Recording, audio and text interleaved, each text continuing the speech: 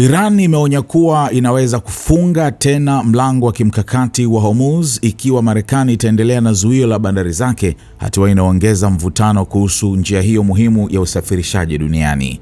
Kwa mujibu wa spika wa bunge la Iran na mpatanishi mkuu Mohammad Baghel Ghalibaf, Tehran iko tayari kuchukua hatua kali iwapo zuio hilo litaendelea.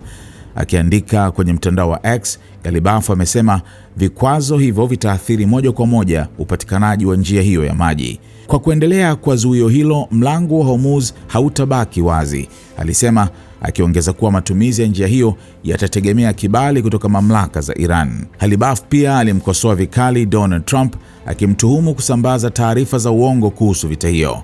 Amedai kuwa Trump alitoa madai 7 tofauti ndani ya saa moja, yote yakiwa ya uongo.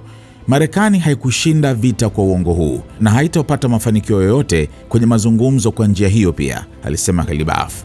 Kiongozi huyo wa Iran alirejea pia tamko la Wizara ya Mambo ya Nje ya nchi hiyo ambalo lilikanusha kwa kina madai mbalimbali ya Marekani, wakati Trump akidai kuwa hakuna vikwazo vikubwa kufikia makubaliano na kwamba Iran imekubali kuachia akiba yake ya uranium iliyorutubishwa. Tehran imekanusha vikali madai hayo.